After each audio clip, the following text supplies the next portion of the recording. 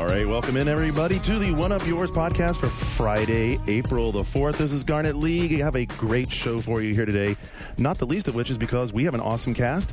All three of us regulars here, that would be myself, Shane Bettenhausen over here to my right, Sean Elliott to my left, and joining us today as our special guest fourth chair, Mr. Brad Shoemaker. Hello. Formerly of GameSpot.com. Yep. But now international freelance video game journalist extraordinaire. Steal the name at Freelance a lot. Yep. I gotta say, I've known Brad for almost 8 years. At least. Probably. I knew like you 10. first. I knew you first, not even by your real name. Yeah. Same with you. Yeah. So, Mr. Thray. Mr. Ruds. Yeah.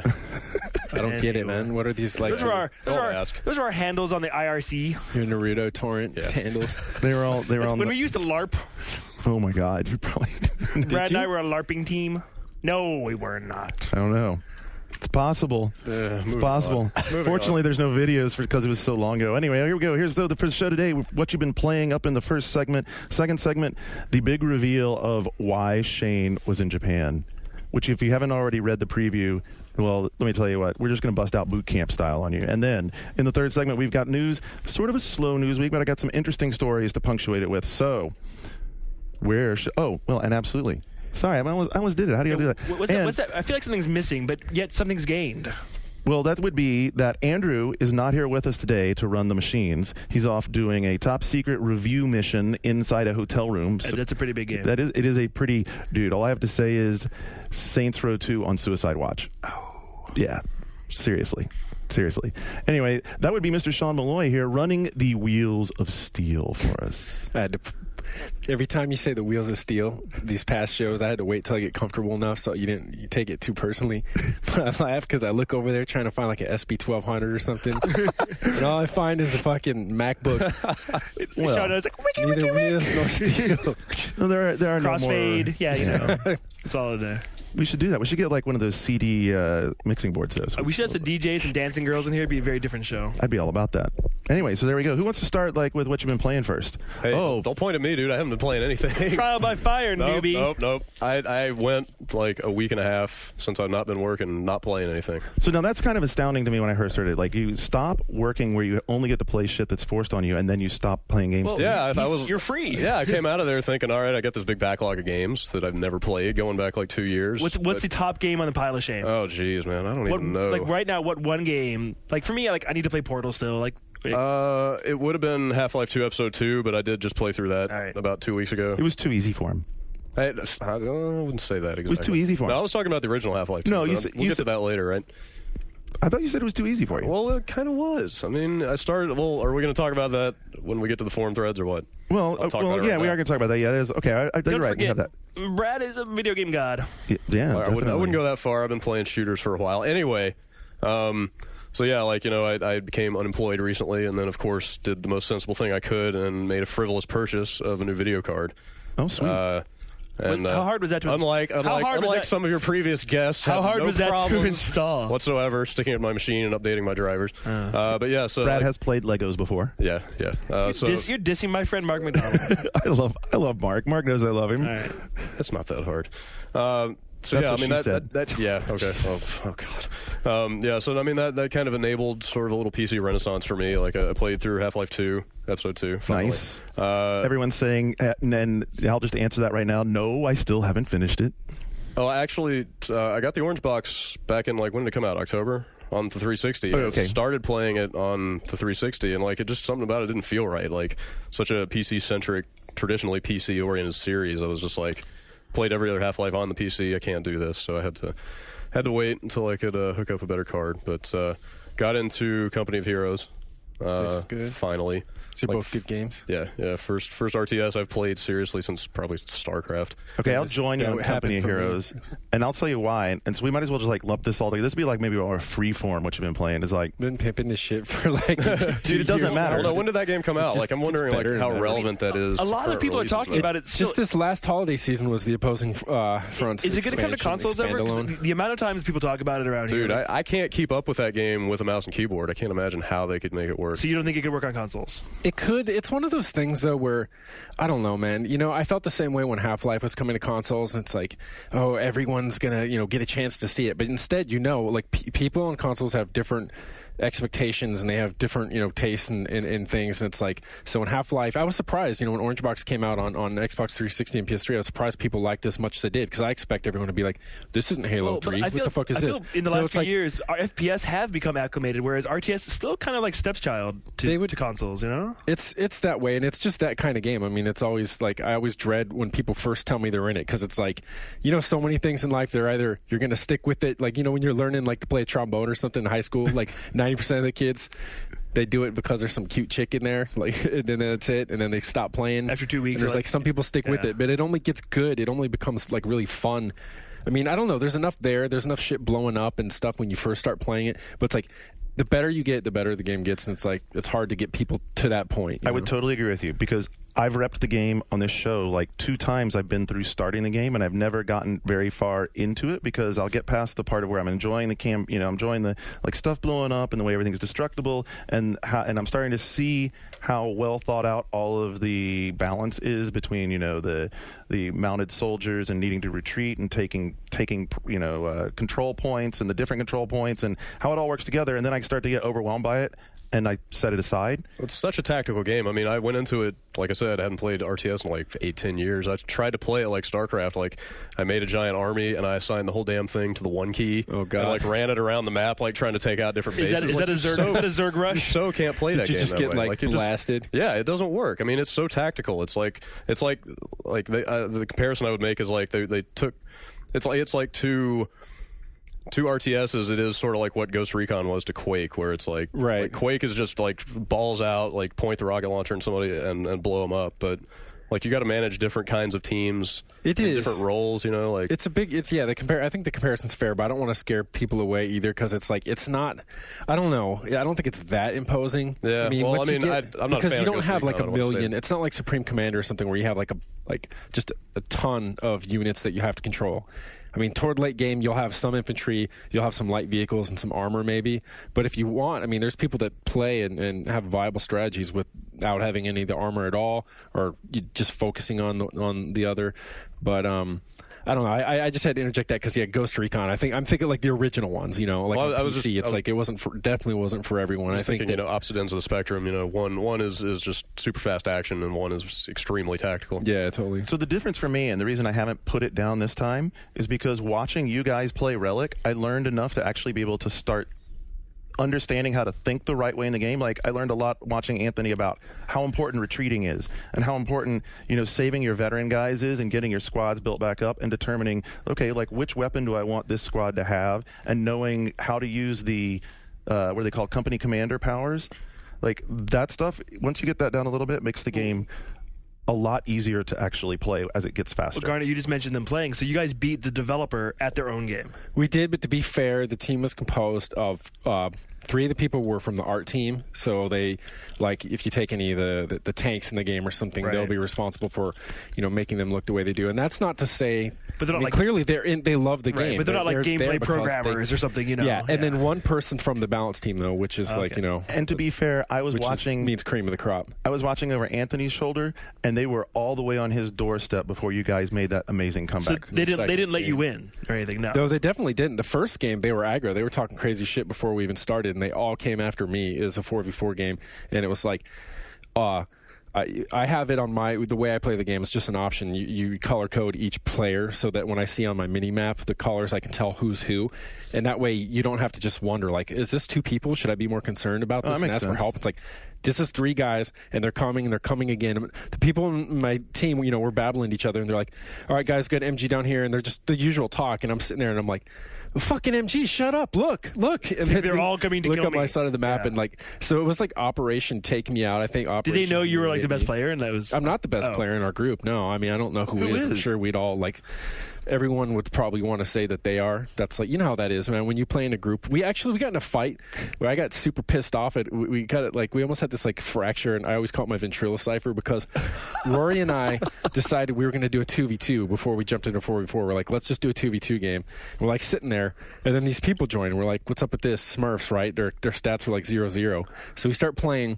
I'm like, holy shit, these guys are good. It's like they know everything we're doing, and we're playing, and Rory's like, fuck you! And I was like, what's up? He's like, it's fucking Matt and James. And they were like in our vent thing, and they had joined on the other team.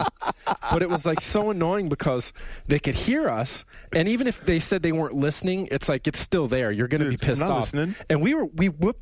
Here's why it was so frustrating. We whooped the shit out of them. We had them down. We were playing Annihilate, and they had like one structure burning, but they kept hiding tanks and stuff in reserve, and they were playing the whole game. It was even more insulting to prove an argument because everyone, people watch replays. This is part of the fun of these kind of games. Right. You can post your replays, and everyone will critique it, and everyone thinks they're, like a tactical genius when it comes to the hindsight, and you should do this. And everyone's like, well, everyone knows that Americans and Brits have like the total advantage in Annihilation because they're late game. And we were like, no way, it's just the opposite. So they did it to prove their point that the Axis have this insane late game. And they basically did, and they turned it around from where we had them to nothing, and then ended up beating us, and to the point where Rory got mad and he was screaming the whole time, and then he quit, and I was like left in there like, well. And then I was mad at them. We were all pissed off at each other for like a couple hours, and then we came back and decided we'd be friends again. All right, Brad, we have to play some. We should play because I'm not great. Dude, I'm on mission 4. All right, I'm about there too. I haven't even learned the tech tree yet, so I'm on the one which is like where you're going down to the port. Nope, haven't gotten that far yet.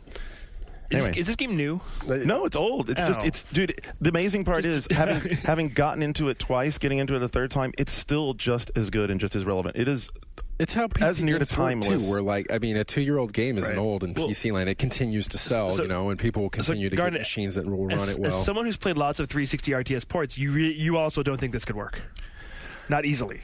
Yeah, it would be really difficult. I mean, I'm always anxious to be proven wrong. Like Universe at War proved to me, which I also played some over the weekend, just to see how. You really like the 360 version. I know Shu was a little down on it. I think it's great. Well, so the difference is that the Universe at War is a PC strategy game that's working on the 360, and he liked the Lord of the Rings stuff, and I think that was because those really were more sort of console games that worked on PC.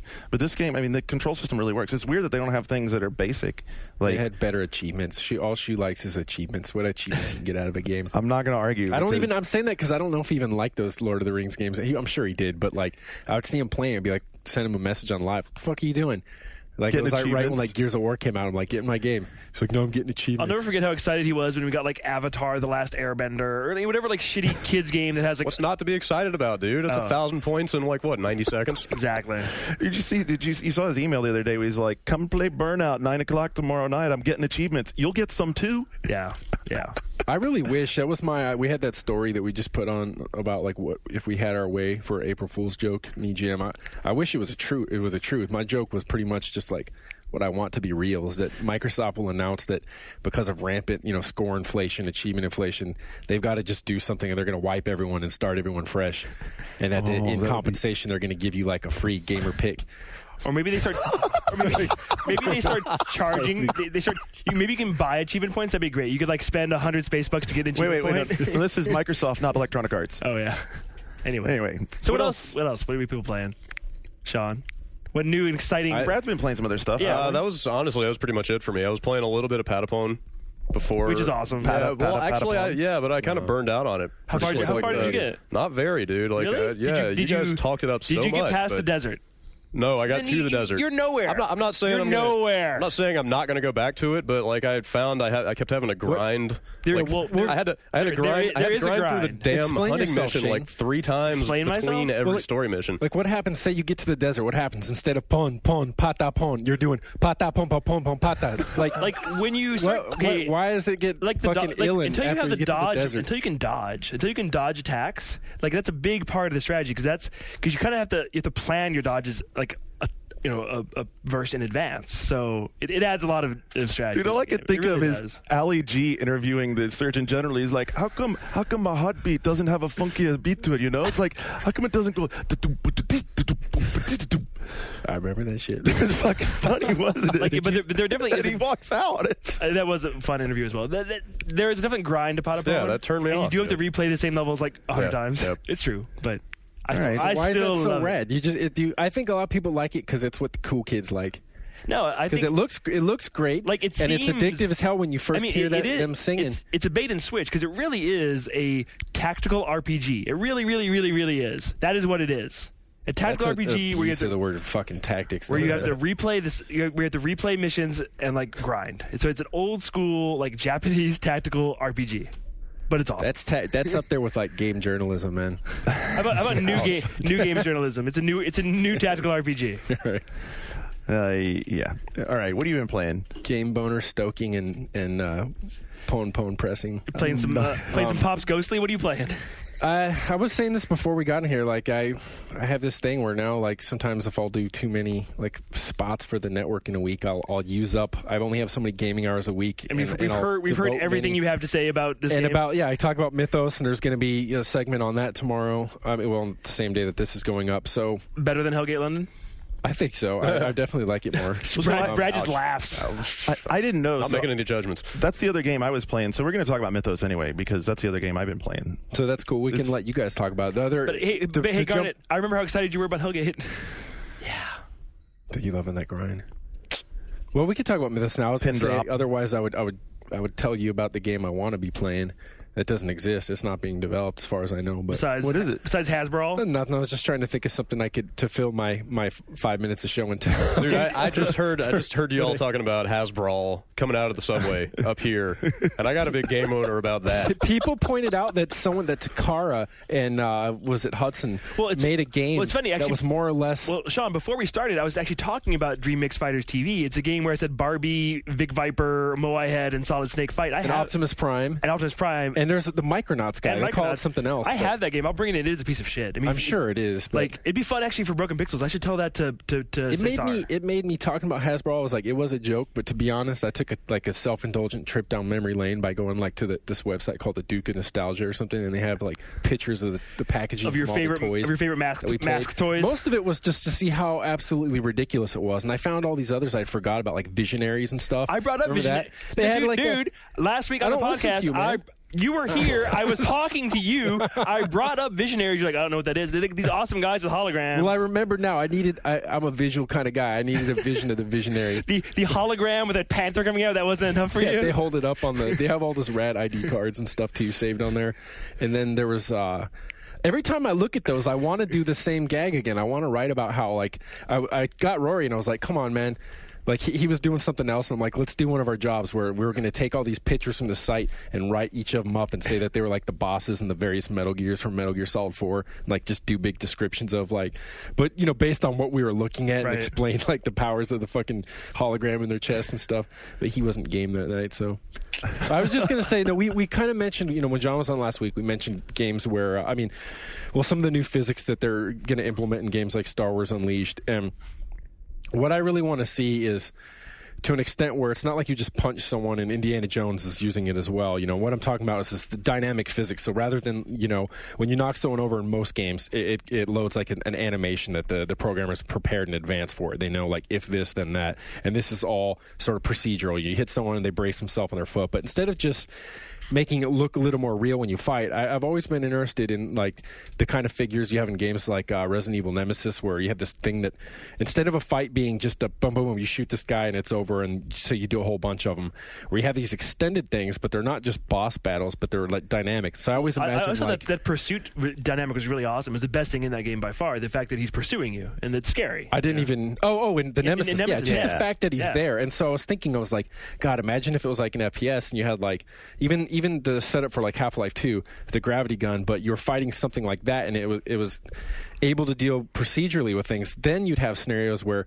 this thing gets up, maybe you pick up with your gravity gun like a bed frame and you smash him with that, and then that could like pin him against the wall, and he could actually like struggle to throw it aside or like get up off the ground and throw it out of the way. And imagine a game like that where it's just like you're throwing everything you can at this thing to just get it off of you, and then as you go through the full level until you finally find some organic way to deal with it that's not like there just so happens to be a lava pit and you go up next to it and press A to dodge. I don't think that's that far-fetched. I think all the possibility is there. It's just a matter of building that level. I mean, I think there's a possibility in a game you go through this crazy level with lots of interactive shit and something then pursues you through it, and you've been through that level, so you could have set traps. You could be like using the environment. It's just, it's very possible. But it's a matter of like leveraging this procedural stuff though. For the specifics of like, say you throw a brick at it, right? And it's able to like reach up and swat it away or like dodge it and just deal with all having the things kind react of messiness properly.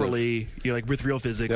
Sounds like something that needs more middleware than has been written yet. You're making me think of a game that would like play on the idea. What was the last one was Trapped, but before that, The RPGs where you're setting the trap. That'd be the Tecmo's Deception series. Yes, Tecmo's Deception series. Warning: satanic content. Yeah, but I mean, the first one, that's my favorite thing. The first Tecmo Deception for PS1 was before we had ESRB ratings. So if you go back and look at that game, Tecmo put their own warning on there. It says warning: satanic content, literally on the front of the game. And I worked in Kentucky when that came out, and there was nothing more fun than like a kid brings it up and like. You're where your son brought the game with the warning satanic content label on it. Not a lot of sales. mom's like, I would always point that out. Like, just so you know, this make a child a Satanist. You should probably know. nice. Anyway, So hit it up. Cool Mythos. idea. We're all as we move inexorably towards Mythos. Shane's big reveal. and first you were giving me hell about Hellgate. I mean, yeah. Well, 'cause Hellgate was a colossal disappointment for everybody. Bill Roper was on this podcast. Yeah. And we had a really good time. We had a good time. Talking about Hellgate. But if our listeners go back and listen to that podcast, you were kind of buying what he was selling. I was. You really were. I did. Hook, line, and sinker. I did. Yep. And you were wrong. I was wrong. And he was wrong.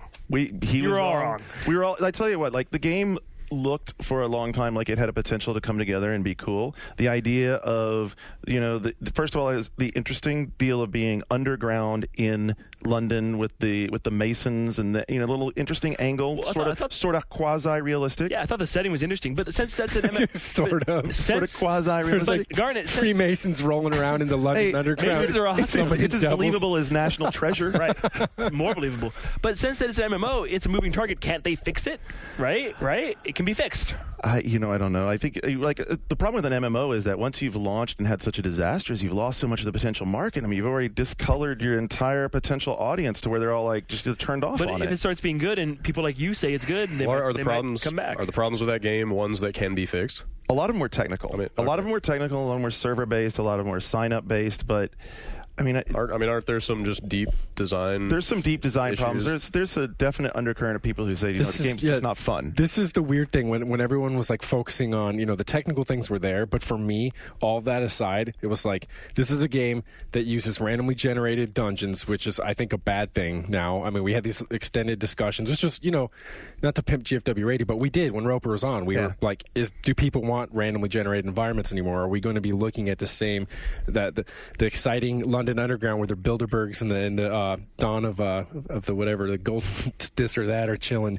If it's just the same tile repeated over and over again where you forget, am I going forward? Am I going backwards? Wasn't I just here? Oh no, there's a monster, so it must be forward.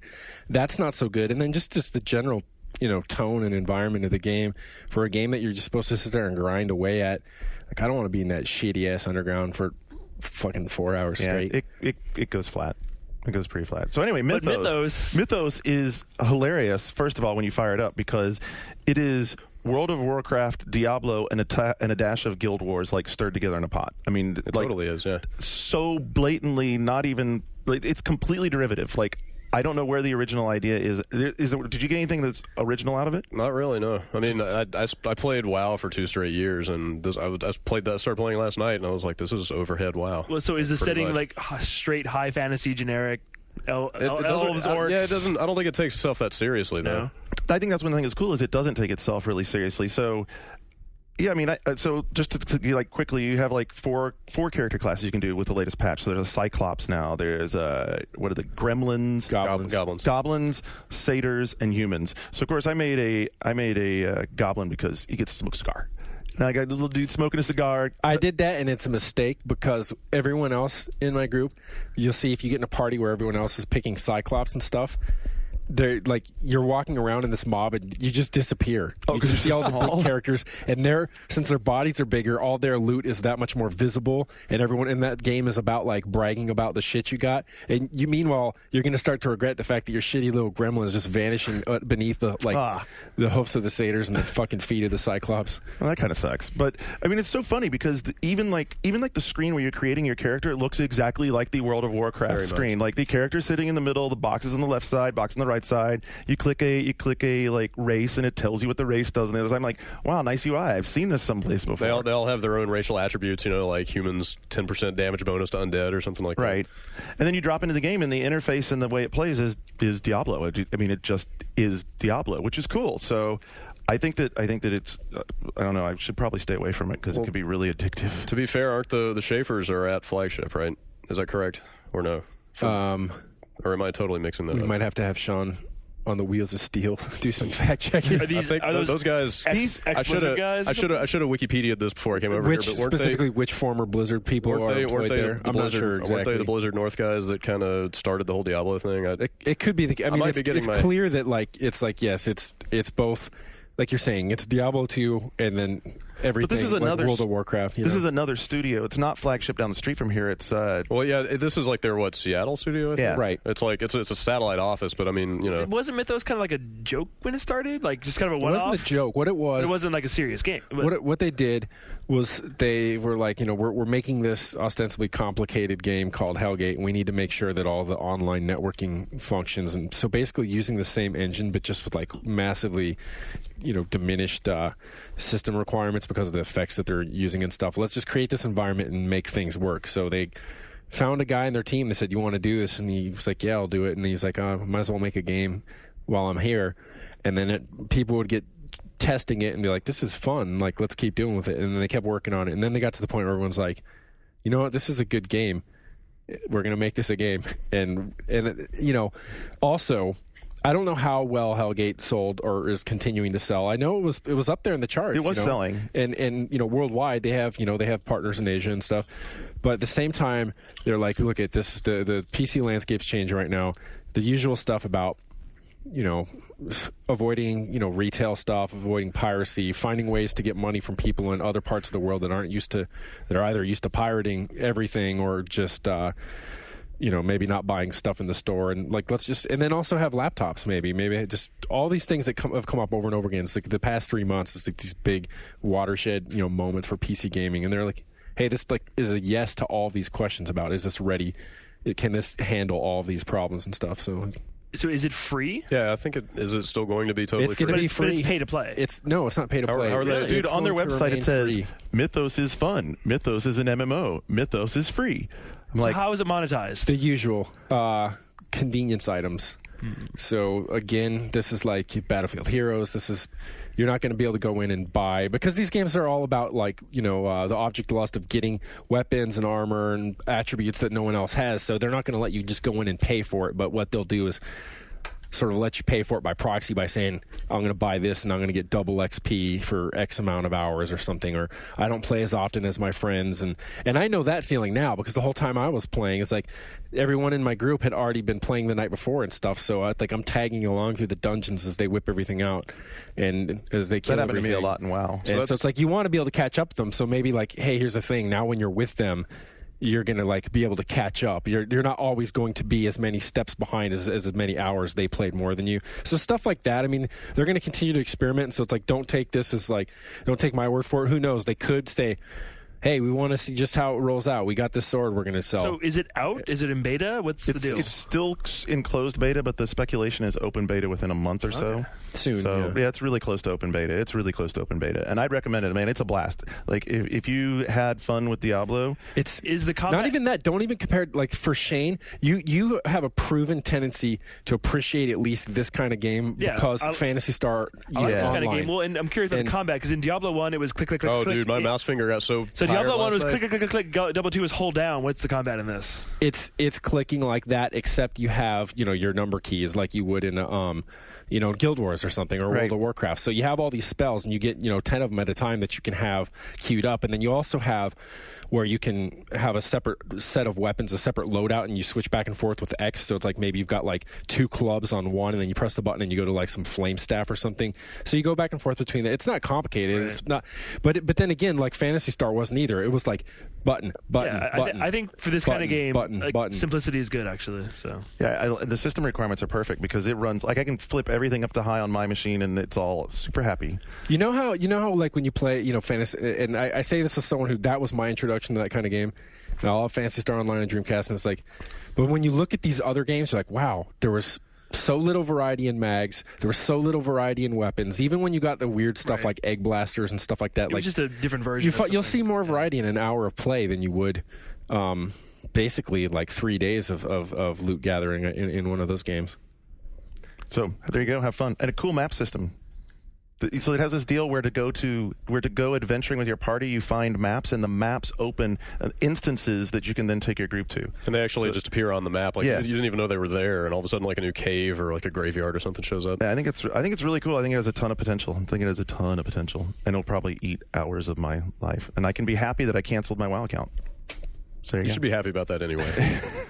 Yeah, you got your life back. Yeah. Well, actually, I hadn't. What was sad is I didn't play it for a year before I canceled it. Oh, that's even worse. Like I basically gave Vivendi $140. Yeah. Nice. They're happy to take it. Very generous of me. All right, Shane, we're back to you. So I've been playing this week Persona 3 FES, which is the re-release of Persona 3. It comes out at the end of this month, and it has new content. It's at $29.99. If you didn't play Persona 3 the first time, and you consider yourself a fan of Japanese RPGs, and he's looking right at me. No, well, maybe. I mean, this is totally a must-buy if you're one of those people, because like Persona 3 was already great. It's on the top of my must-buy list. The problem is when it came out, we kind of knew this was already coming because it had come out in Japan. So what it is it's that game with extra added content throughout the main game, plus a huge new epilogue that takes place after the end of that game, where you get to continue your save and go to a new dungeon, a new multi-floor dungeon, get all new stuff, new personas, or if you don't have your save anymore like me, or I'm playing this on PS3, you can actually just start at the epilogue. Nice. From the beginning, which is because awesome. You already finished the first game. I already finished it. So, it's not different. It's the same graphics, same music, a lot of the same stuff, but it is new content, and it's the most content I've seen added to a re-release. But it's late PS2, dude. It looks good. It doesn't look bad at all. You can play it on your PS3 with smoothing, and it's a really solid game. The combat's super fun. I like the last one. I like this one even better. I really can't say enough good things about it. Like, ringing endorsement. I really love it. What's the combat in Persona 3? Is it turn-based or is it action? It's turn-based, and it's really easy. It's a little bit automatic, and I like that. It's fast. It's automatic. You can even hold down. There's like a rush button. You can hold that down, and just like everything just goes on its own. I mean, but the boss battles are very strategic. You have to pick the right personas. There's some grinding involved, but it's very streamlined. It's the least scary of the Shin Megami Tensei games. I have to know just when to stick the gun in your mouth. Yeah, there's still a lot of young kids shooting themselves in the face. A lot. It's fun. Bizarre. What? Like Arse face?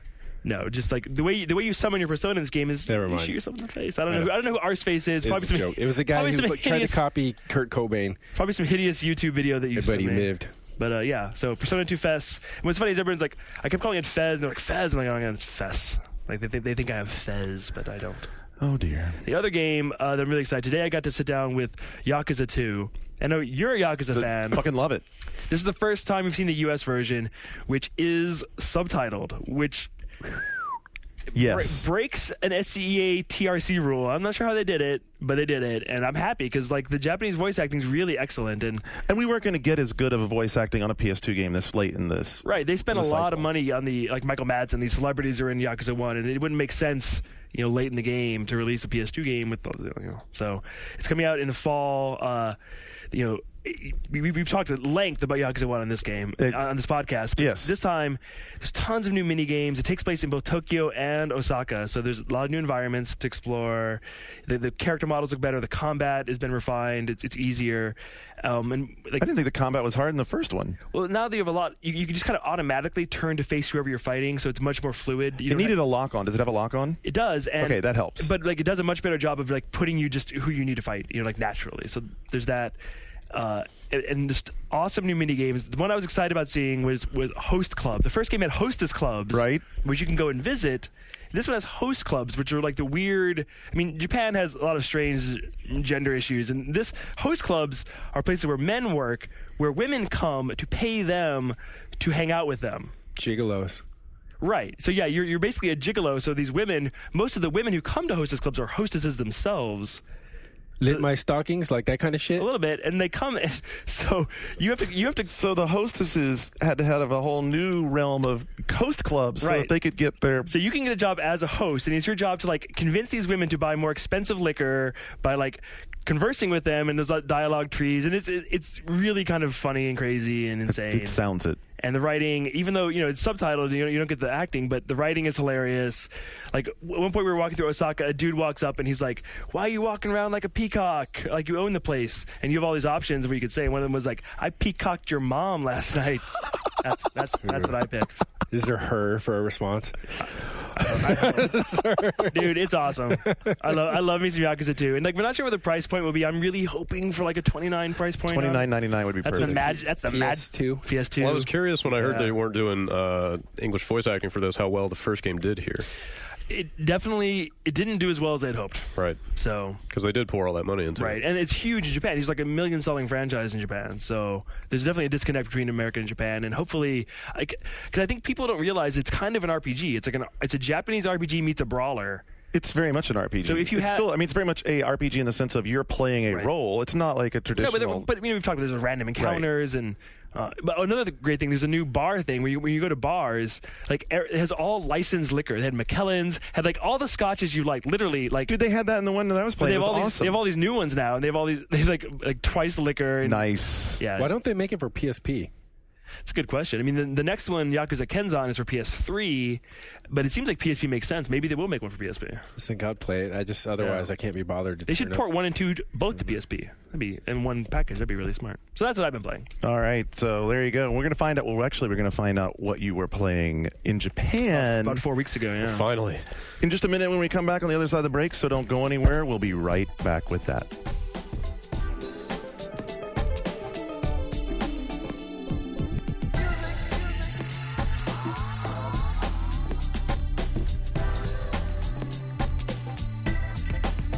All right, we're ready to get into some message boards to get this community thing kicked off. The first one comes from Zinshin, and this thread has not gotten going very far yet, but I think it has some potential. It's what game you started off on normal and turned out to be fucking hard throughout the game. Devil May Cry 3. Oh, that's well. I was reviewing it all right, and so of course I played it on normal because I play games on normal when I review them.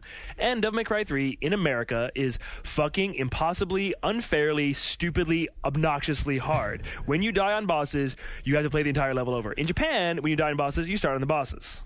All right. So give us your honest opinion. It was so fucking hard and impossibly hard that when they re-released it, the special edition, they made it easier. And when we mentioned that it was difficult on normal in our reviews, people on message boards were like, you fucking pussies, you're not good at Devil May Cry 3. No, Devil May Cry 3 is really, really too hard. And if you die in that game, the game itself is like, maybe you should switch to easy. Like, it says that after, like, you die 5 times. So it bitch slaps you? Yeah, it's like maybe there is no easy until you die 5 times in that game. So It's one of those.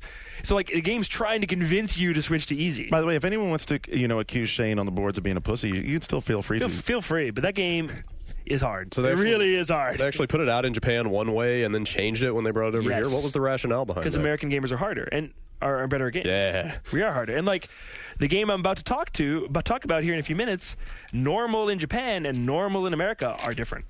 So Zinshin said 10 deaths is the minimum. My most recent game like this was Black. I don't know. Is Black that hard? No, well, Black wasn't that. I don't think Black was that hard until for the very, very, very last scene was kind of a kill room. But I mean, the same thing. Like Half-Life 2 had that dark scene down in the basement. Like where the guy, So what game did you switch difficulties on? Brad and I had the same problem. I couldn't think of one, but you know what my problem is? Like usually if a game gets Not me, Halo. You didn't start in heroic and realize that's too much. What about moments even in COD4? I mean, depending on how high you start. oh my God, yeah. Well, okay, so Call of Duty 4, like that one part when you're at the amusement park in the flashback at the end of the sniper scene is fucking stupid, and they even know it's fucking stupid. They were gonna rebalance it, but the whole game was shipped, and they're like, oh, we can't fix it now. I mean, the other thing that comes up is the TV station. That wasn't particularly a problem for me, but all those are problematic for the wrong reasons in that game, and that's just because It's the scripting. Yeah, you have to find where to go to get the guys to stop coming in out of their clone cylinders. And at the end of the game, that was particularly hard for me. Down in the, I guess this is a spoiler. It's so dumb dealing with that. Game's been out for 6 months, dude. Yeah, down I in actually the haven't finished it. down in the Just gonna throw that facility. out Let's there. just call it the facility.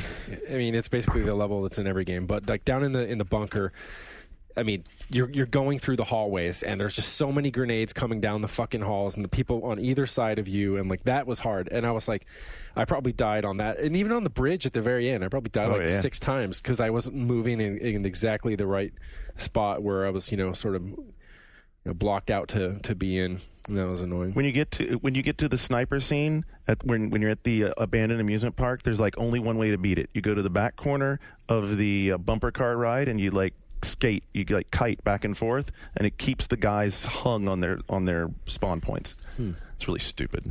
Activision guys or Infinity Ward guys helped us out with that. Anyway, Everstrada said that thought it was a pretty good FPS player, but some of the later areas of Far Cry were rough going. I agree with that. Far Cry was hard. The fucking rocket launching monkey bullshit. Wait, there's monkeys with rocket launchers in Far Cry? The Tri-Gen, yeah. Nice. Yeah, dude, That was why everyone was so, because, Far Cry fell apart at the end, and that's why everyone was so disappointed to hear that some people, not all, but some people, including myself, were disappointed with the end of Crisis.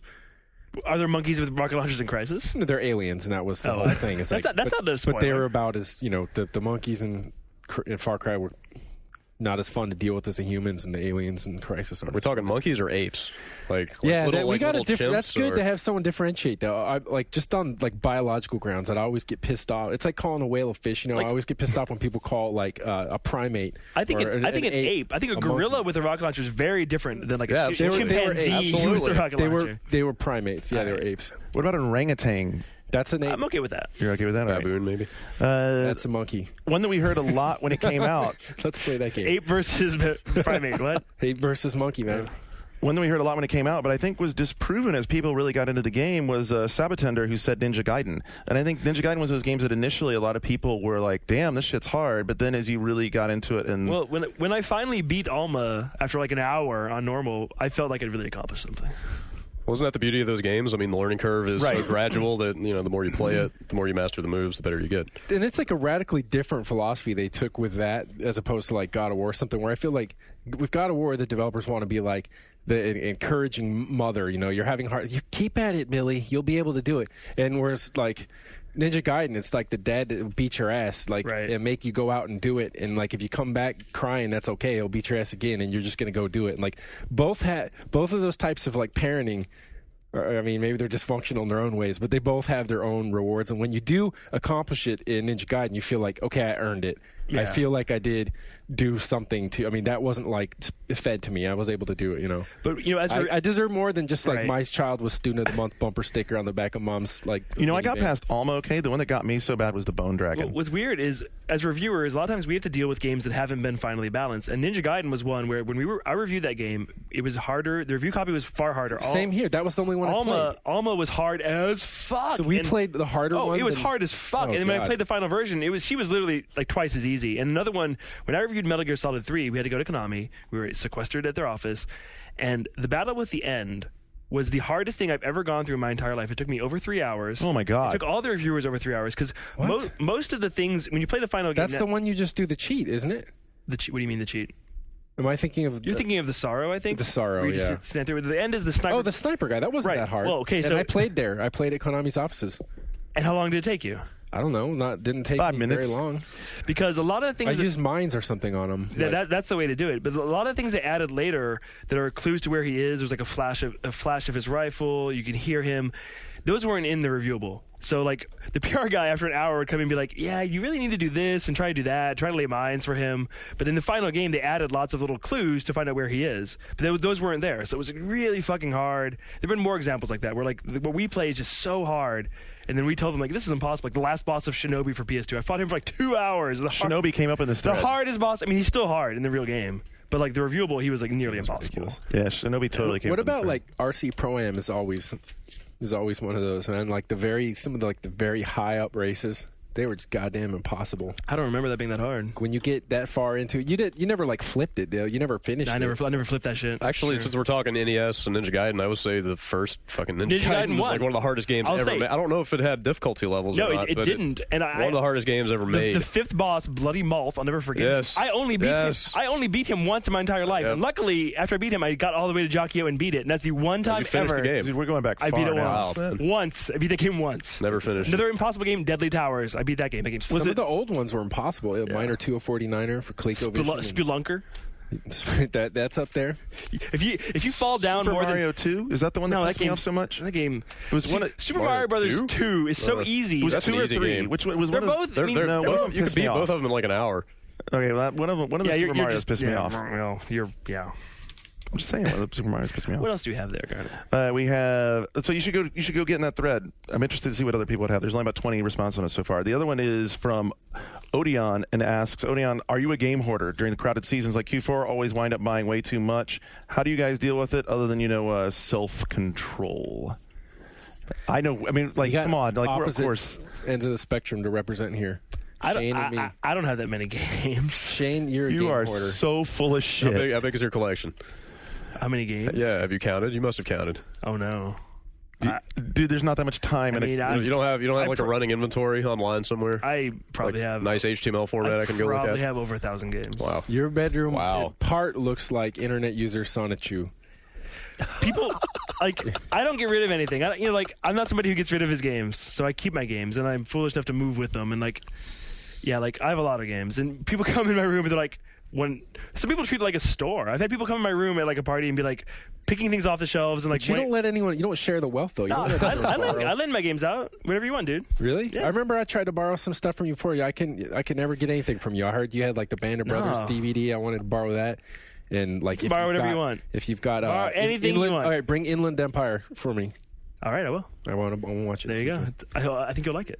I'd recommend watching it multiple times. I'm like the exact opposite. If you come to my place and you're like, oh, this guy works in the games industry, and you're expecting to see Sonichu's bedroom, instead you see like 8 games under my TV, and that's literally my collection of console games. And same for PC. It's just like, because prior to even working here, I always operated on the thing of, you get a game, you play it, you trade it in and get something else. So I'd never really have ever more than...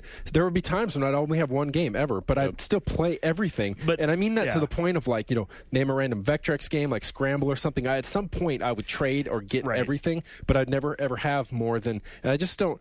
I mean, a lot of people, it's nice. I'll go over to their house and it's kind of like, oh, it's cool. You take the trip down memory lane. Like, it would be cool in the same way if I went to your house and you had all the Visionaries, but I don't want to fill my closet with Visionaries. But it's still I'll rad tell to you, see Sean, as somebody who's been a video game collector for almost his entire life and like really taken pride in his collection, in the last year, because of the advances we've seen through digital distribution, Virtual Console, PSN, Xbox Live Arcade, I had an epiphany where like everything I own, all these things I love so much, they're just weighing me down, and eventually I'll have access to all of this shit digitally for instantly.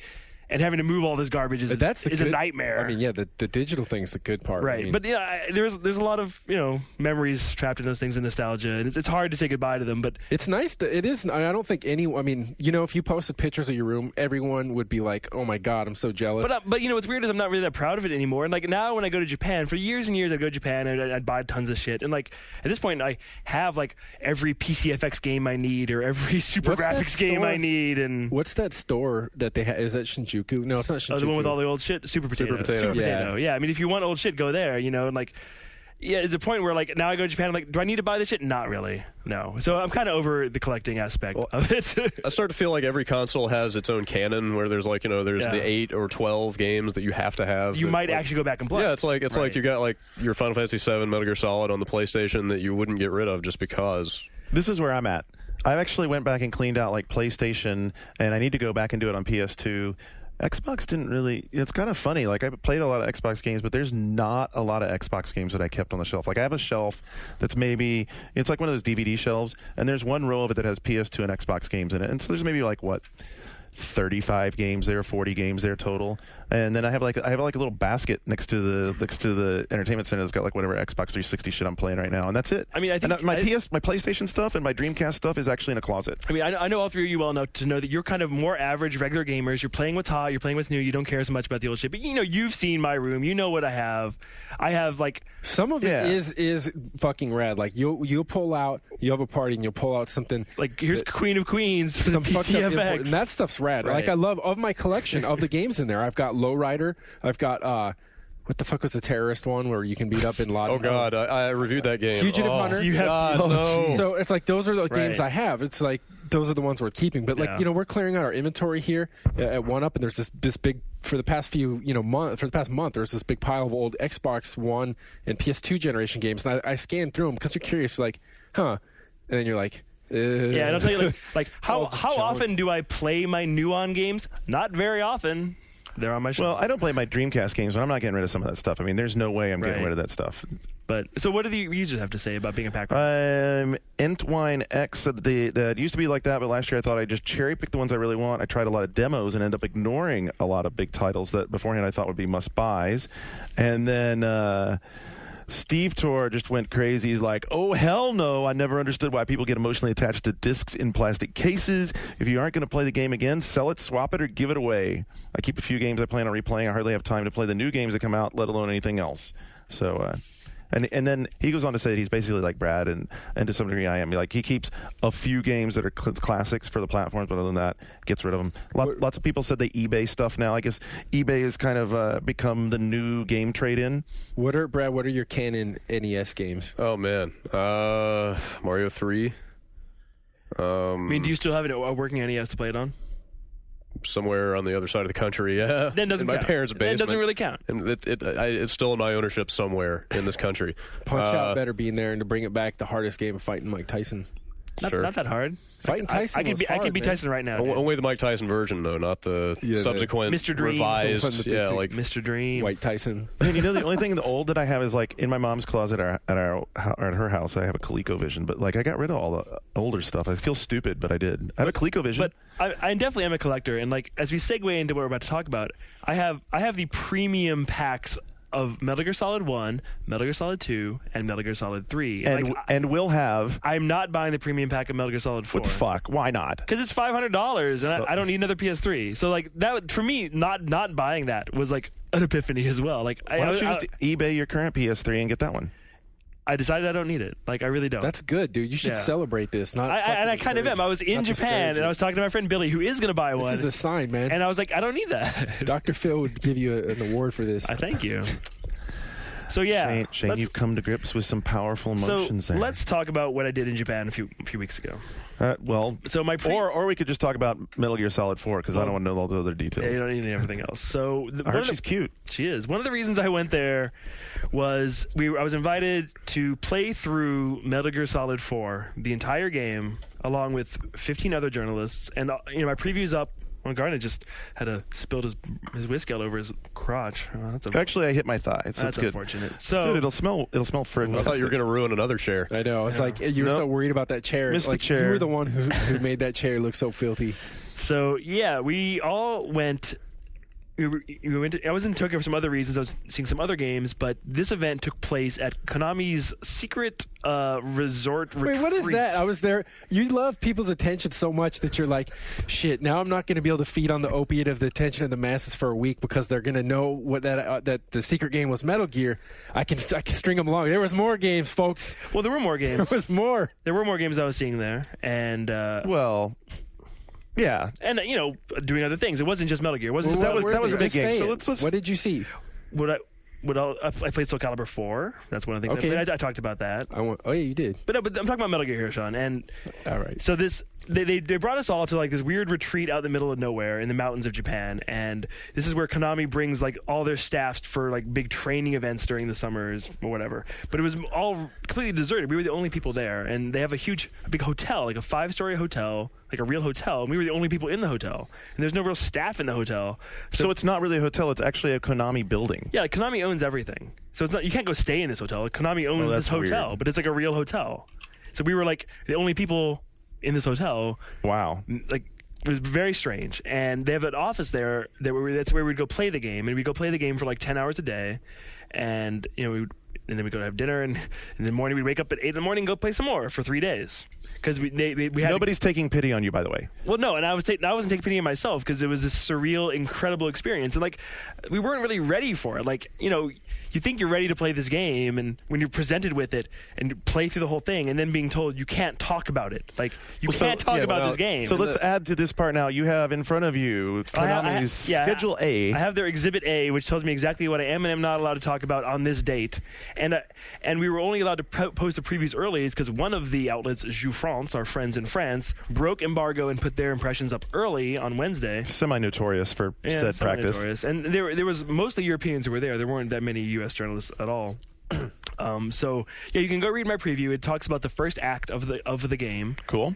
But after playing through the whole game, I wasn't that excited about talking about the first act because you like, do you want to know what happens during the first hour of a movie? Not really. Like, I wasn't that excited about telling people like step by step. This is what you're going to do when you play this game. Well, right. I mean, I don't think anyone. I mean, especially in a case of a narrative-driven game, people don't want you to just out and out say, "Here's the cliff notes of the first hour." And what I'll say is they've done a really good job of keeping most of this game under wraps. And like I was worried about that because the last TGS trailer shows a lot of things. It shows like you've seen the Beauty and the Beast bosses, you've seen a snippet of a Metal Gear versus Metal Gear battle. You know these things are in the game. But when I say you really haven't seen anything, you really haven't seen anything about this game. And that's awesome. That is awesome. And that impressed all of us there. All right. How much they'd left under wraps. So you get started in the game, and so how did you approach your preview then? I haven't actually read it. Well, so there's very strict rules of what I'm allowed to talk about. Even in the first act of the game, in the first hour of the game, there are a lot of things we couldn't talk about. Which, by the way, you did a good job of cranking out that preview in record time. As best I could. But yeah, like, a lot of things, you've already seen this environment. The Middle East environment, that is the first act. Okay. And that's what almost all the trailers, all the screenshots you've seen are from. So you kind of know what to expect. And I think what would surprise me is they've been told, well, it's an open-ended game. The whole thing is you can choose what side you're on. Right. And that does exist in this first act, but you can't really take advantage of it because you don't have your whole arsenal. You're still learning how to play. It's a little bit of a tutorial, and it's a little bit directed. Like there's a best way to play through this act, but there are other ways to tackle it. There are, like, on your map, like, I need to get to this place, and you have like various paths you can take that are okay. Where you're doing different things, experiencing different gameplays. All right, can we talk about the stealth suit?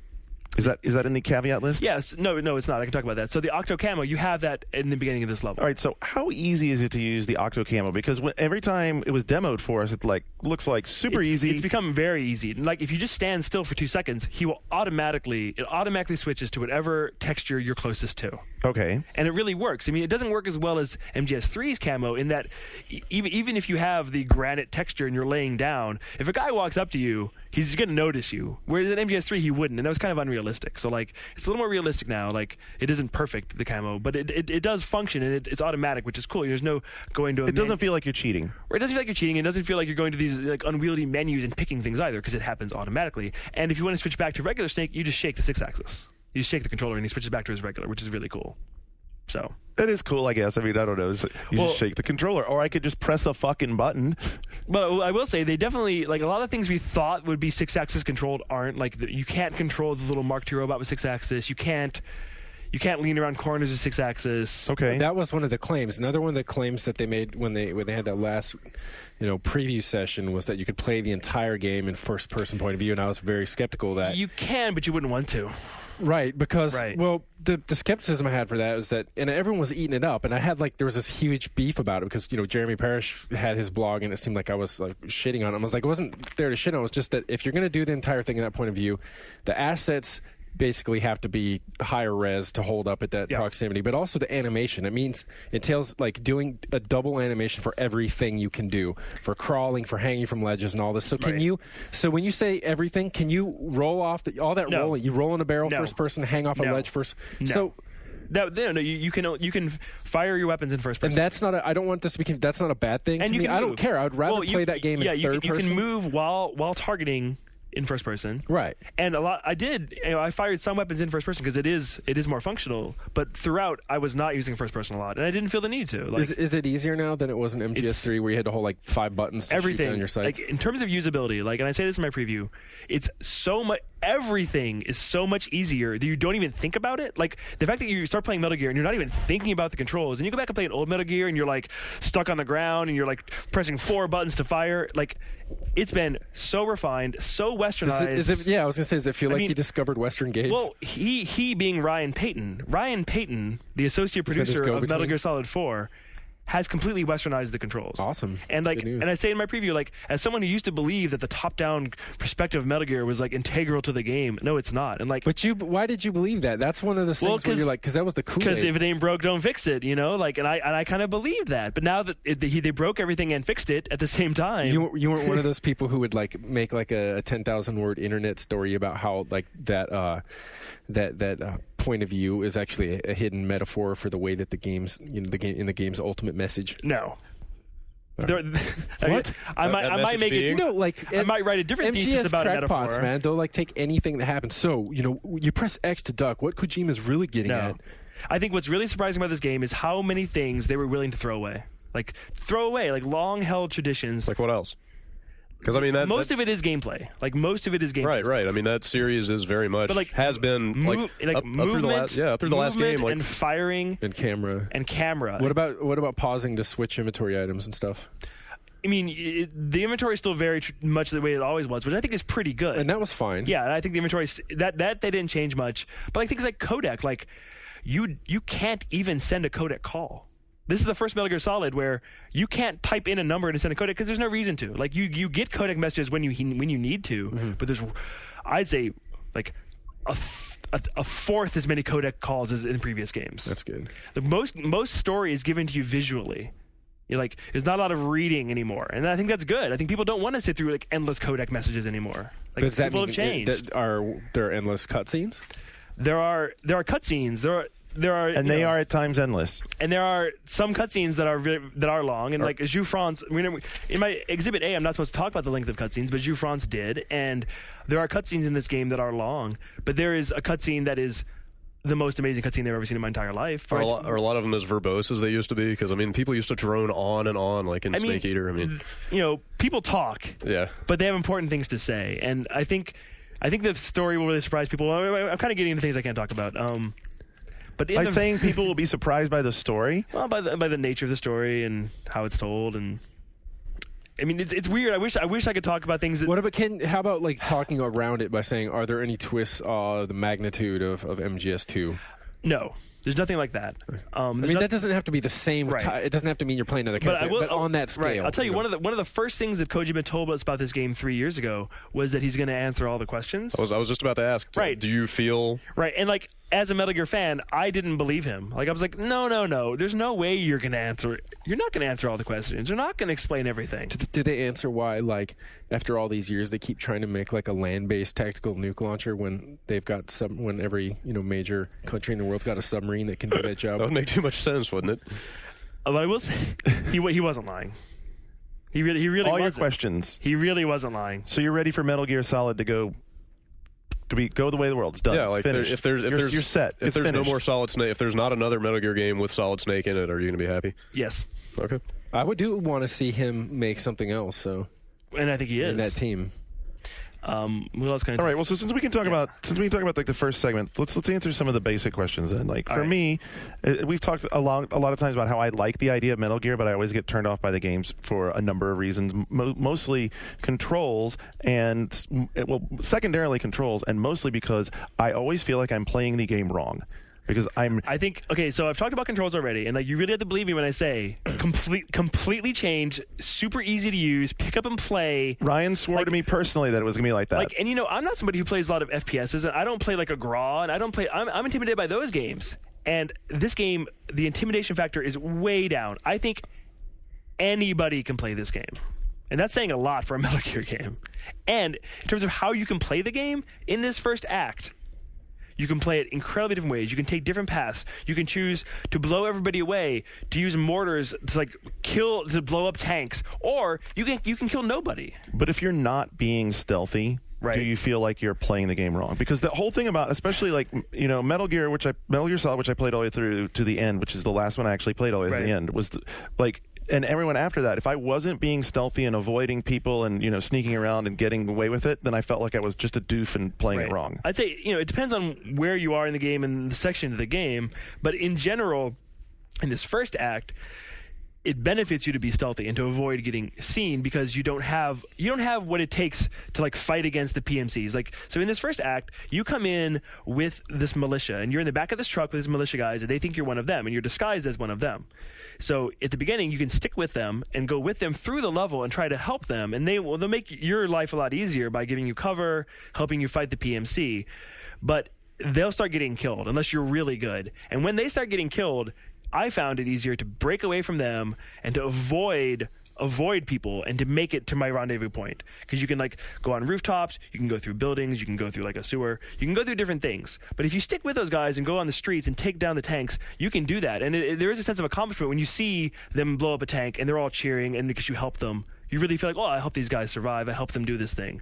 But I think in this first act, it's asking a lot of the player to really help those guys. I think most players will have to like only care about themselves. So you tried it both ways. Yeah, so I beat the game, and I went back and tried it on hard, and hard's like the AI was insane, and the amount of people I had to face, and like their reactions were totally different. And I tried to help the PMC. I tried to help my militia guys there, and they all got killed. And it is really hard to help those guys in that first act. But that's not to say the rest of the game it isn't more effective. What are the consequences or are there even consequences depending on whether or not you help them ultimately? Not so much, because you're not that invested in them. Okay, You're so kind this of is just it's kind of cover. Like you're kind of infiltrating them. Just a And tactical like decision. your real objective is apart from them. What about the playfulness that's always made the game stand out? Where like when the MGS2 demo first Right. came out, and you're like, just in the space of that, you're discovering all the stuff with the magazines, looking at the picture in the locker room, and just like how I'd say dense is that kind of thing? All of that, there's all the things you expect, the little touches like that are there, and I think that as the game progresses, they have to try even harder to bring that levity into the game because it's an increasingly serious story. Can And you there's- give any examples of these kinds of moments from the beginning of the game that you're allowed to talk Let me about? think in the first area. Like even like simple shit, like slipping on the seagull shit on the tanker was like Right. hilarious. Yeah, in the first area, there's a comic relief character who you meet. This guy, you've seen him in some of the cutscenes. He's a member of the. Let me see my piece of paper. He's a member of the Rat Pack. Rat Patrol, and he is like a pure comedy character. I mean, like a straight up hilarious character, and like some really funny shit. And shit being an operative term happens in the first act. Like This game's got feces? There's some feces in the first act. Some Wow. straight up feces in your face. Flung by a monkey? Wow, Justin, wow. And another. Oh, yeah. Is this the fucking... Well, there's also a baby monkey in the first orangutan? act wearing a metallic diaper. That's but an ape, dude. He's a monkey. It's an orangutan, isn't it? He's a monkey. Does it have a tail? Looked more like He a does chimp have a to me. tail. Oh, then it is a He's monkey. a monkey. I think it was a chimp.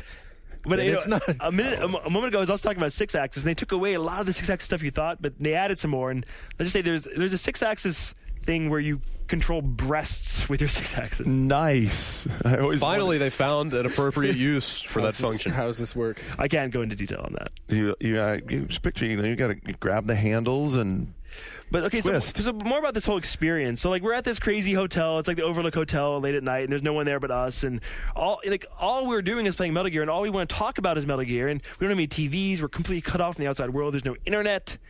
So really, we were in this like crazy Metal Gear environment for 72 hours with these other journalists. I got to stop and do something here, Shane. All right. On your list, part of your instructions and basic rules say, Konami encourages the writer to frame the game experience in the context of the preview event, including the 3-day schedule, meeting Mr. Kojima, and how it was to finally get their hands on the game before anybody Right. else. how was it, Shane? So, Shane, I have to point out that they've got to be pretty happy with you so Yeah. far. Well, and I gotta say, like that thing pissed me off the most because that's like you can talk about this experience and like how it completely altered your worldview, but you can't actually talk about the game at all. It's like. But don't you feel like that's Shane, offensive to me? That how do you think line you of, joined the Billionaires like, Boys Club? that's like, dude? You dude, got to pave the way in money hats. That line, everything else in there, it's fine. It's like, okay, yeah, we don't want you spoiling this game that's based on, where in the plot plays such a Right, crucial role. but But you that can- is like, Yeah, and tell, like- tell them about the hotel and tell them you were the Yeah, first. and like, then there was like I'm the I last saw person a who- subheadline for one of these previews Okay. that did just that. Guys, I was the first person to beat Metal Gear Solid 4, and it was awesome as the subhead you read. And like, but the true funny thing is, well, he I was probably biting the rules, man. and I probably would have been the first person to beat it, but the first night I was furthest along. So after dinner, we were supposed to like hang out and just chill out because we'd played for 10 hours. And they were like, if anybody really wants to go back, you can, but we're supposed to hang out. There's a party planned tonight. And every single person except for 3 of us went back. Shit. And I was like, well, I'm already so far along, and they've given us enough time to beat this game. It's not a race. I'm not. sure a lot of the people there were. I mean, did someone stand up like it's taking a test? It's not a race, but someone stands Oh. up, makes it all loud, puts a paper all loud on the teacher's it desk. became a race, and like even though at that point I was the furthest ahead, I was the first person to beat Act 1 of all 16 journalists. But look at you. You're trying to. Dude, I didn't. And I wasn't the first to wouldn't- beat it all. and I was the wouldn't- first person and I to beat wouldn't Act talk 1. about this, but the other people are like, "It is a What do you race," know and I about was Act the 1? first one to beat it. And it was the fuck actually you know about Act 1? it was actually a guy from Edge who was the first person to beat the game, and Jeff from IGN was the first American journalist to beat the game. And it doesn't really matter because it's not a fucking race. Says the loser. Says But the- it's like, says like what the hell? And there's all these shades of like the first of this group. Well, and what's really strange about this whole experience, like was, I'm just saying, I'm not accusing them, but I just want people to remember their jobs because this is a problem. Like, right? Well, I don't and- want to hijack it, but to bring this up. If you're from GameSpot, they recently put up, and all of us do this. Well, not this specifically, but they just put up a video review of Condemned 2, and someone sent it to me, and I watched it, and it was like a guy wearing a pig mask and a hood, and they had all these horror effects, and he would just be like, in a slow down voice, like, you can break skulls with bowling pins.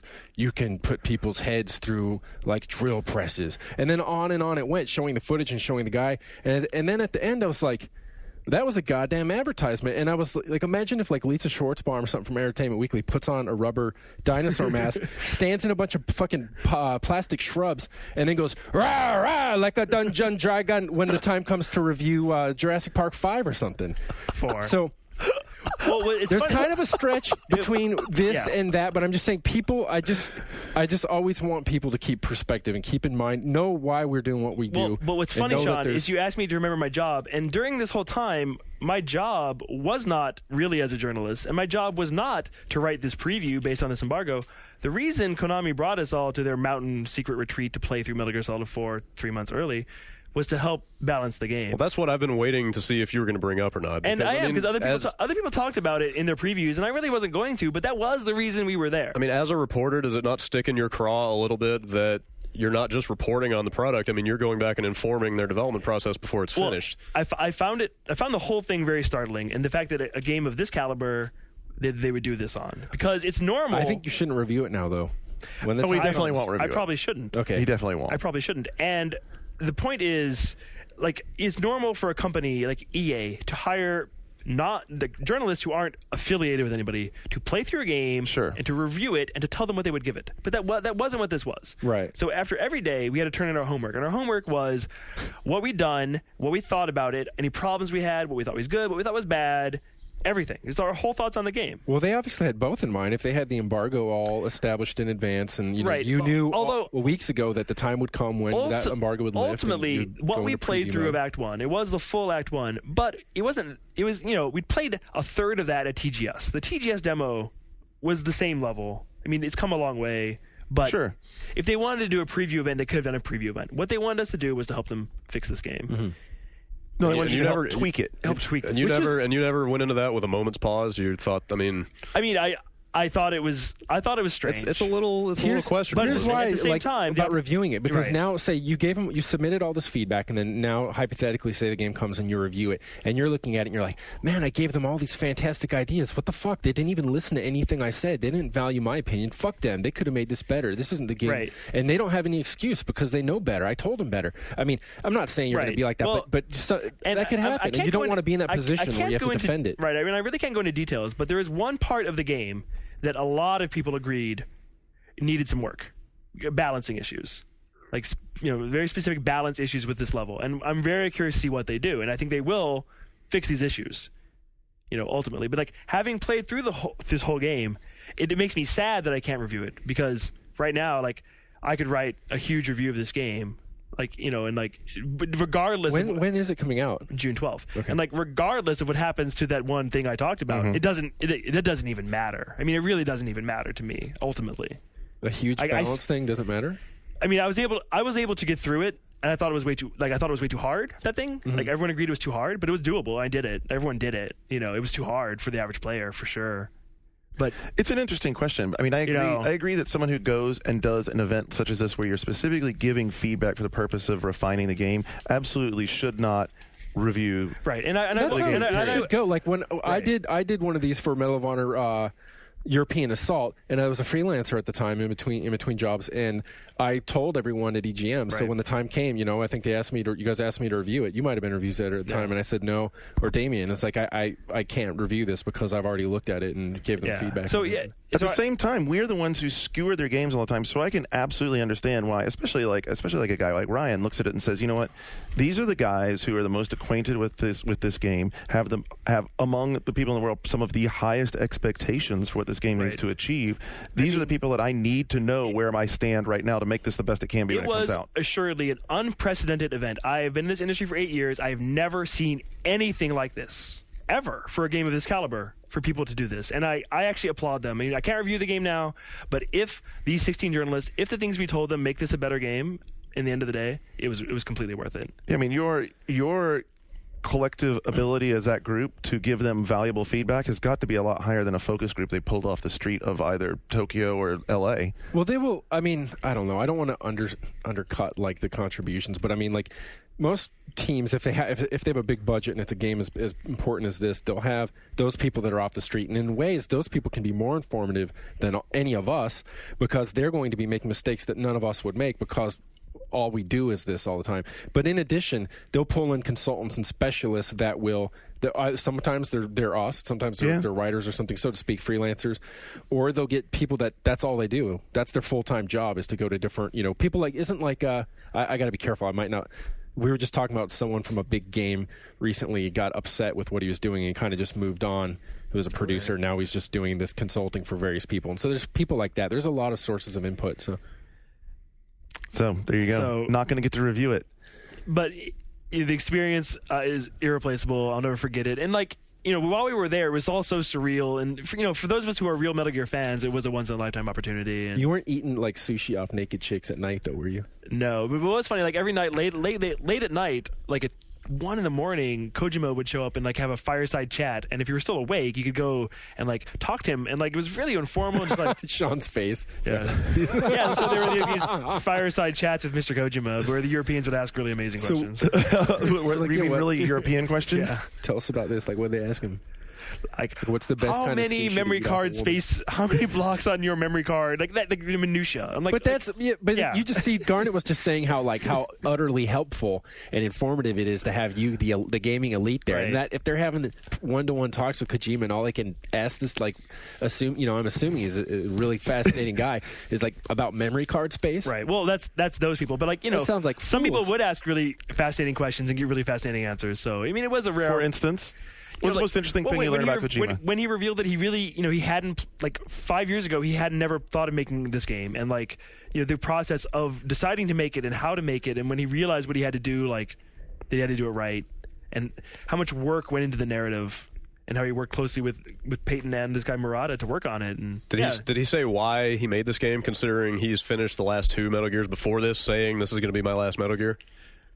He's like any like the I talk about YouTube users a lot, but I want to spread the word on the guy Fat Man. I forget his code, but he basically, if you look at his history of YouTubes, it's like Fat Man whatever eats a vat of gravy and uses his tit as a napkin to wipe his face. But then the very next one will be Fat Man's last video, and on it goes. So every 3 is like Fat Man's last video. So it's like.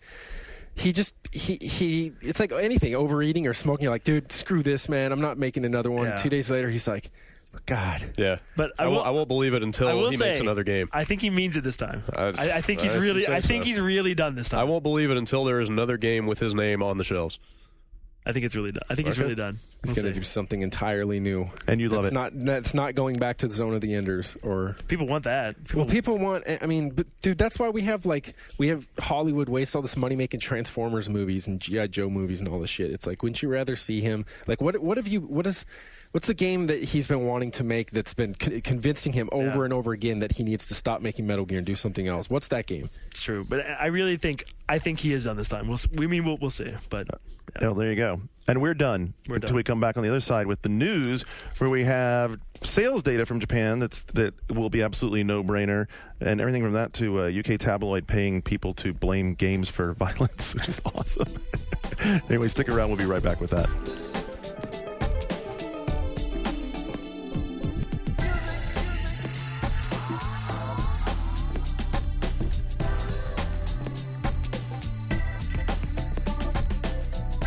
All right, folks, we know how much you love sales figures, so I'll make this one quick. Story off of Famitsu, where they have the wrap-up from Enterbrain of the 2007 financial year from Japan. Here's a big surprise. Nintendo, big in Japan. Who knew? But big on a monumental scale. So the DS did a cool 6.3 million units sold. The Wii, 3.7 million units sold. And that's stunning, isn't it? yes. I mean, this puts the DS up to 22 million sold in Japan. 22 million DSs. So that's why when you're walking around Japan and you see everybody and their brother playing a DS, it's because everybody and their brother has a DS. However, in recent months, the momentum has been shifting in PSP's favor in Japan. Okay, I mean the PSP actually did very well. It sold 3.4 million. PS3 was 1.97, and let's see, 360 sold 235,000, This last week in Japan, for example, when Monster Hunter G2 came out, which sold already 2 million copies. no, 1 million. Oh, okay, 1 million copies. That week, PSP outsold DS almost 3-1, which is pretty crazy. Even better on the software front. Wii Fit, Mario Party, Wii Sports, Super Smash Brothers Brawl, and Pokemon Mystery Dungeon. Those are the top 5 sellers. Nothing that wasn't Nintendo. Licensed to print money. Wow.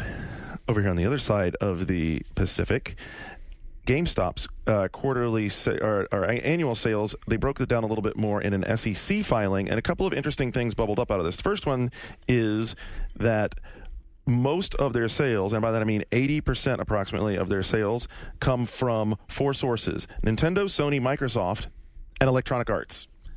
So 80% of their sales are coming from those 4 sources. Can you imagine they just get rid of the rest of the store? They're just like they're the Do they just mean new game sales? Or Yes, they mean new game sales. Okay. So the other interesting thing is that they're starting to see a slow advance as a percentage of their sales of new game sales versus used sales. This actually had a slight drop-off. They The price difference isn't very...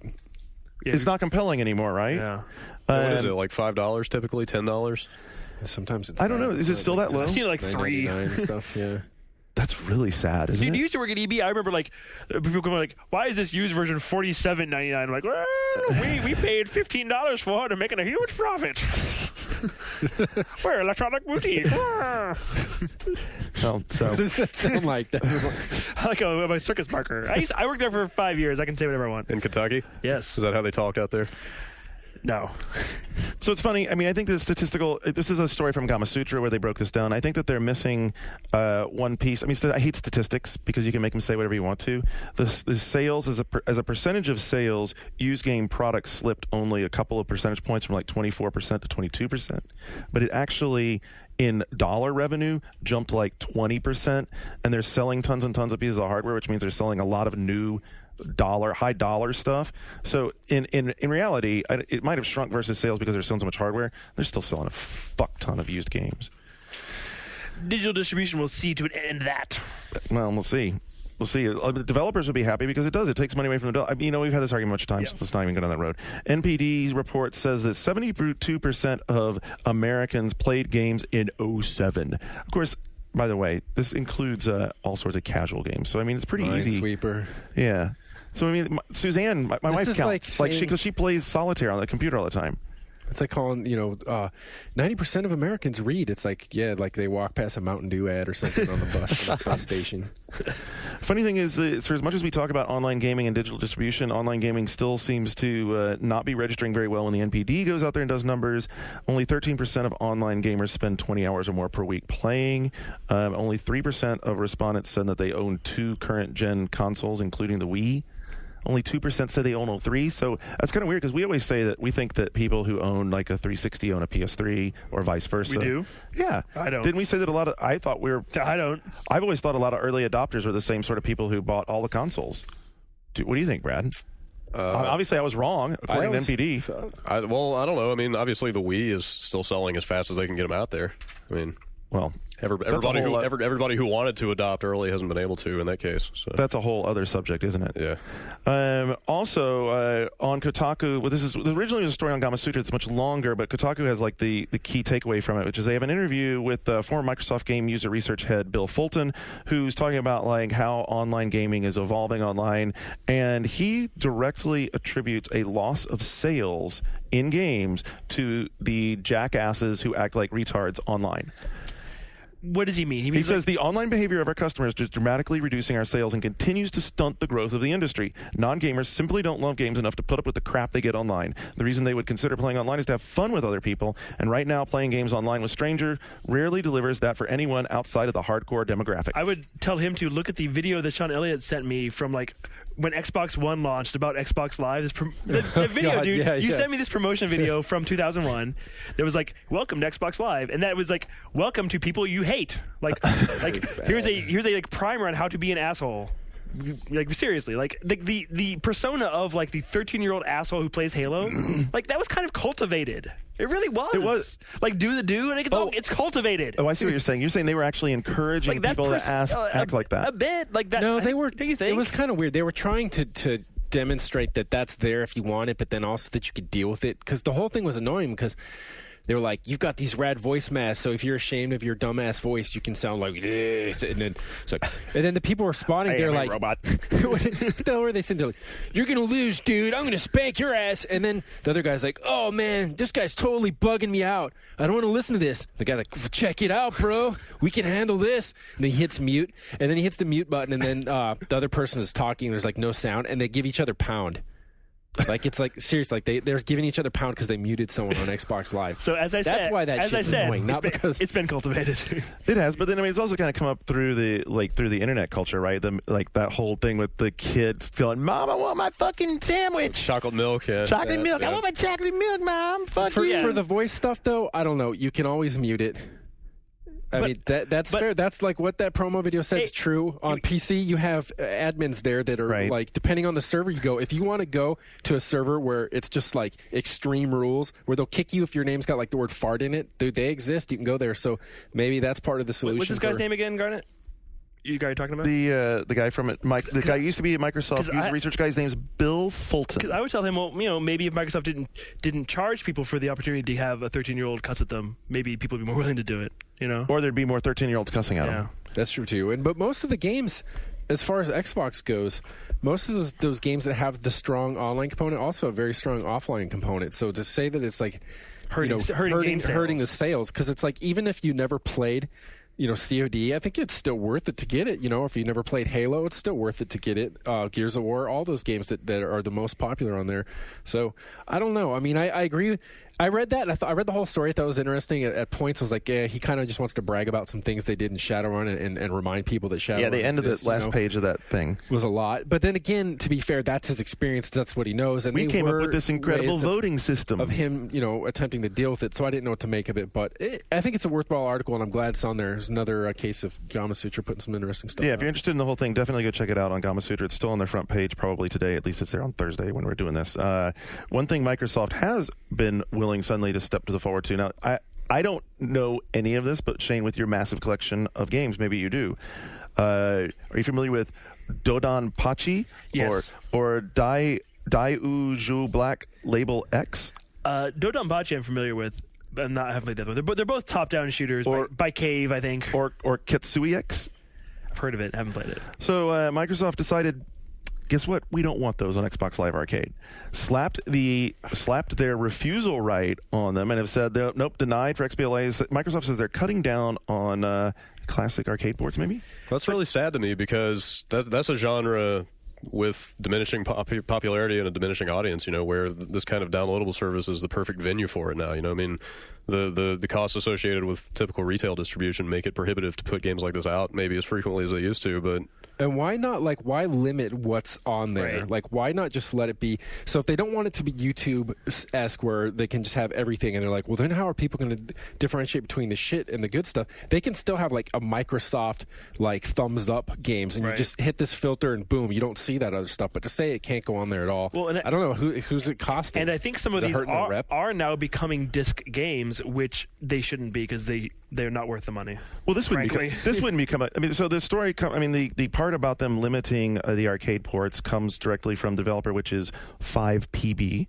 And all I would say is, I talked to Aaron Greenberg a couple of weeks ago. He's in charge of Xbox Live, among other things. So, Aaron, I know you guys have folks listening at Microsoft, give me a holler and tell me why you wouldn't want these games on there, because it is a unique opportunity to have that find a market. I mean, this isn't something that's going to find a market someplace else. Well, they need to learn because, I'm looking on Games for Windows Live, right? I mean, Games for Windows Live, where they're so worried about what can happen and what can't happen and everything. It's like, ultimately, you start making all these rules. Someone like Valve is going to go, the equivalent, maybe it's Sony. They're going to be like, well, whatever, we don't have all these rules. And then those games are going to end up on Sony saying, and right now, who cares, right? Like these games that I can't pronounce are going to help Sony win the console wars, TM. But over time, this thing accumulates, and then now you compare Steam. I mean, it had a head start, but it's not even a question. It's like, do you want to play a game on Games for Windows Live or on Steam? Like Steam.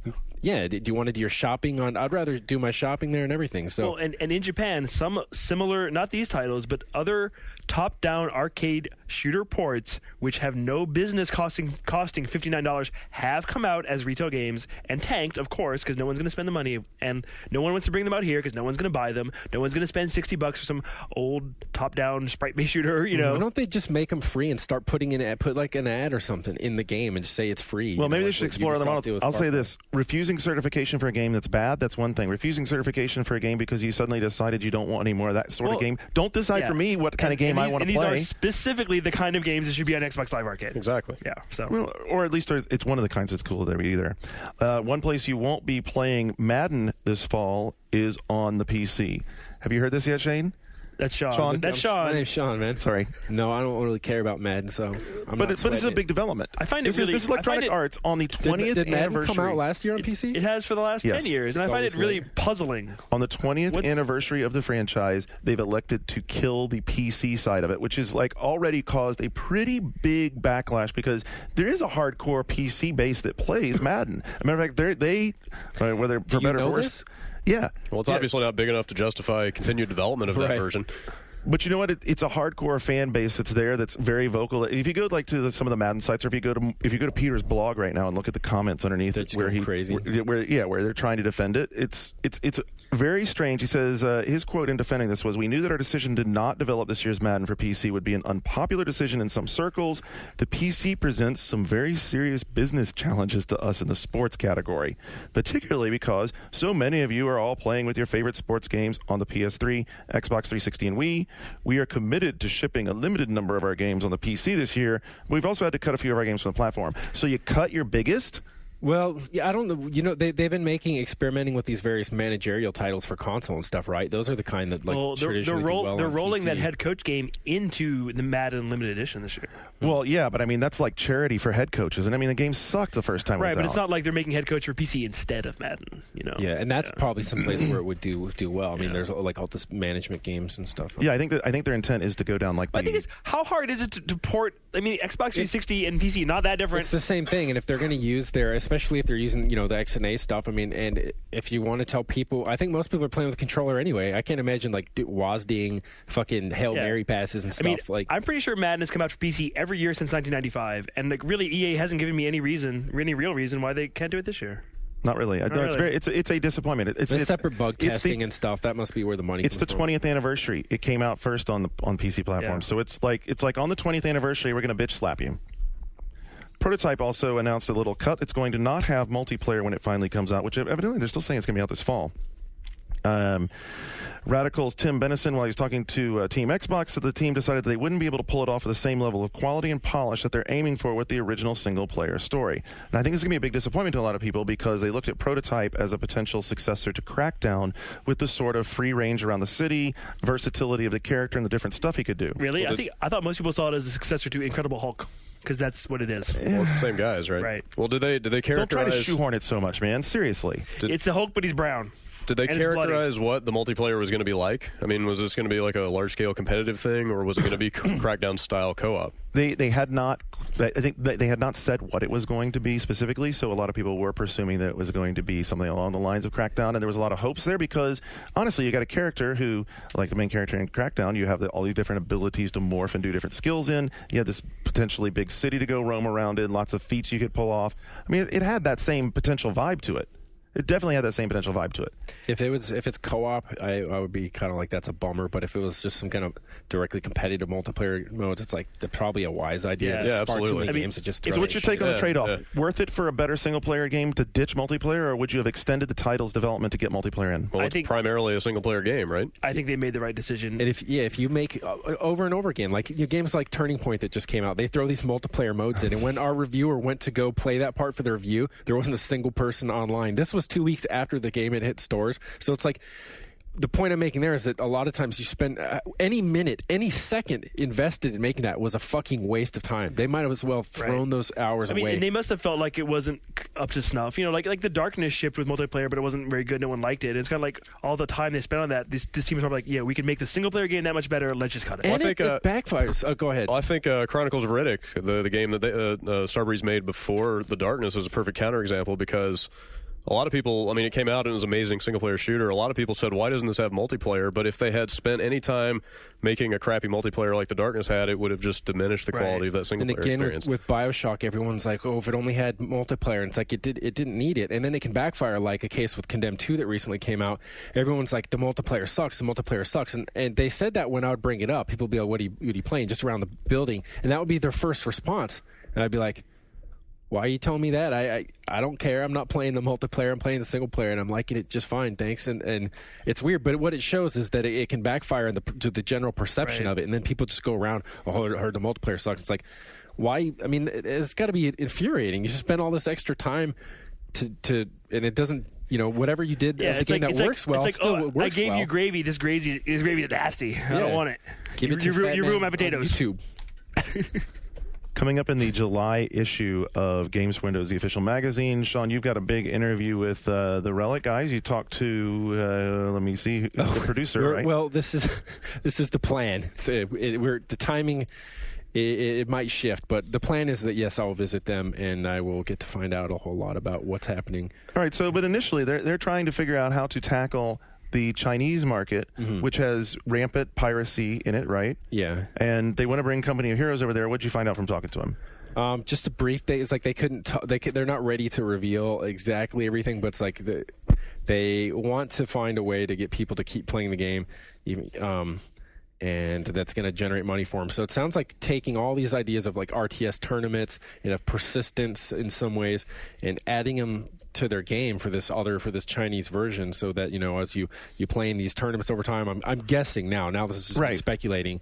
Here's kind of what I'm imagining. Say if there's like this global map and it's got Italy and the Maghreb on it, North Africa, and so like maybe you go play a match here, and then a certain you're affiliated with a certain group, and you might take that, or maybe not.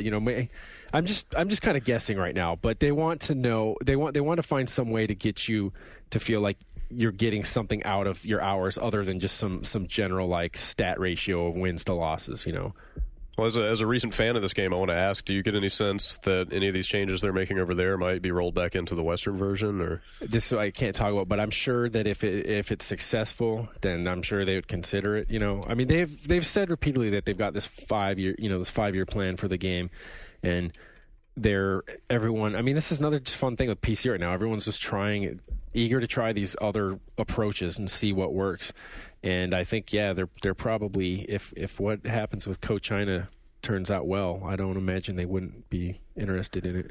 What's funny, last week when John brought up that website where you can play all those games, like a bunch of my friends went and tried it and all love it. Congregate. Congregate. Yeah. Oh, Congregate. Yeah. I still it's really good. Yeah. So, John, a powerful influencer.